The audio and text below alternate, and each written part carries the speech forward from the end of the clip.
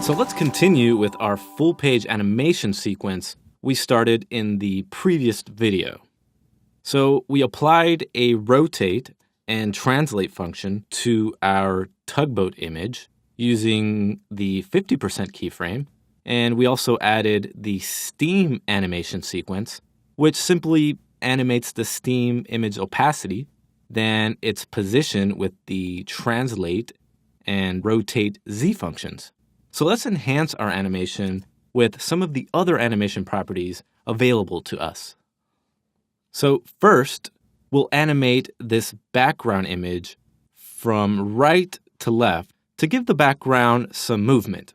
So it will seem as if our boat is moving left to right.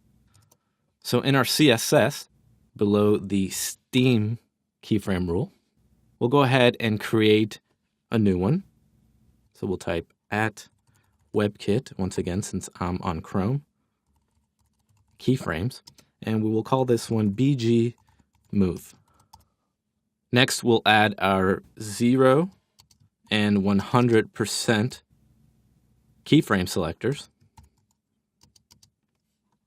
In our 0% selector, we will add a background position property, and we will give the X value 100% and the Y value -460 pixels.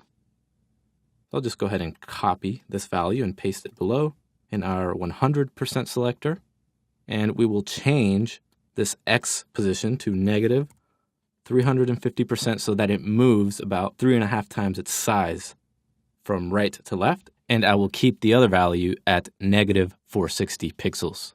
Next, we'll again need to bind this animation to the selector containing the background image. So up top, we will select the body element, which contains that background image, and we will include the WebKit animation property, and then call our new sequence BG Move. And we'll give it an 8-second duration, and we'll add a timing function of ease out. So here we want the background image to ease out, then 8 seconds later, slowly halt to a stop. And we'll see why it's stopping in just a bit. So we'll save this and view it in the browser. So cool, our background is now moving, and when combined with our tugboat animation, it looks a lot more exciting. I'll go ahead and refresh it so we can see it again. Now, if we need to change the direction of an animation, such as our background here, we can do that with the animation direction property. So back in our style sheet, in our body rule here, I'll add WebKit animation direction. With this property, we can set whether or not the animation should play in reverse on some or all of its cycles. So the value reverse will play all iterations of the animation in the reverse direction, as we can see here. But keep in mind that when an animation is played in reverse, the timing functions are also reversed. So here, the ease out timing function is acting as ease in. There's also the value alternate, which cycles every odd iteration in the normal direction. Then the animation iterations that are even are played in the reverse direction. To see how this works, we'll need to give our animation an iteration count higher than 1. So let's go ahead and make it infinite so we can really see how this works. So now it infinitely alternates from normal to reverse. So it's playing the odd iterations like the first, third, fifth, etc. and the normal direction. And as you can see, the even iterations play in reverse. To reverse the animation cycle so that the odd iterations are played in reverse and the even ones in the normal direction, we'll need to use the value alternate reverse.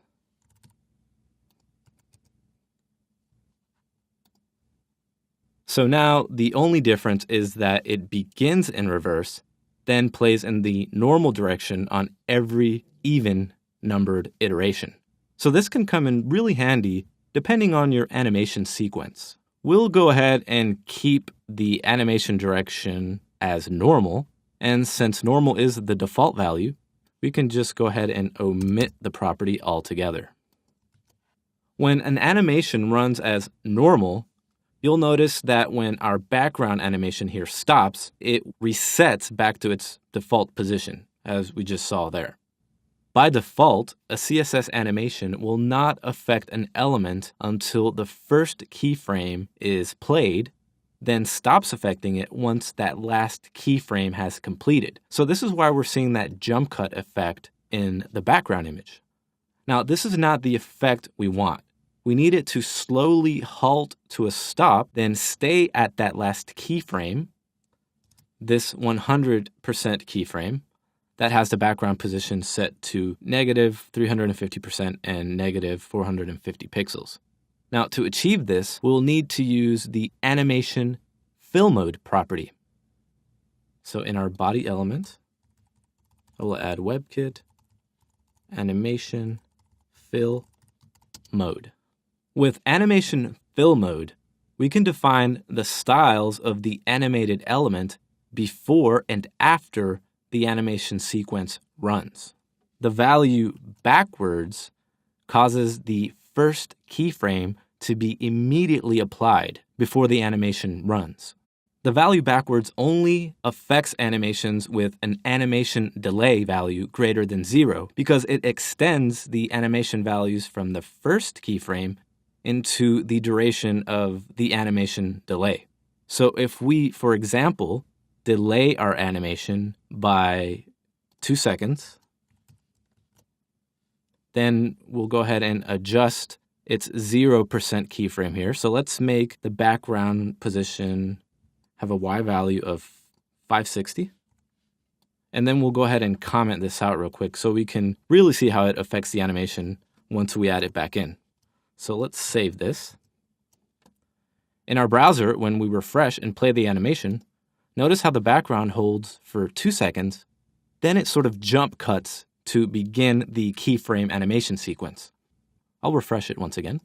So it holds for 2 seconds, and there you see that jump cut. But if we apply the animation fill mode of backwards, I'll go ahead and uncomment it now, and I'll refresh this. Notice how the animation sequence begins with that first keyframe applied, even while delayed. Then it continues smoothly until the end. But we're still seeing that jump cut effect when the animation sequence is done playing. So there we see it again. To fix this, we'll instead need to use the value forwards. With forwards, the animation's final keyframe continues to apply even after the iteration completes. This way, the animation does not reset itself and instead remains at that last keyframe. So I'll go ahead and remove the iteration count and delay in the animation, since we're only concerned with the end of the animation sequence. We'll save this. In the browser, I'll go ahead and refresh, and notice how the animation will hold on the last keyframe when the iteration completes. Then it resets by either refreshing the browser or some other method. And we no longer see the background image jump back to its default position. It holds there. But if we want to maintain that first keyframe on the delay, like we had before, and have the animation hold on the last keyframe, we can simply use the value both. The value both does both forwards and backwards fill modes. So it extends the animation properties in both directions. But we'll go ahead and keep it at forwards with no animation delay, and then we'll add it to the animation shorthand above. Where we place it doesn't really matter, so I'll just add it to the end here.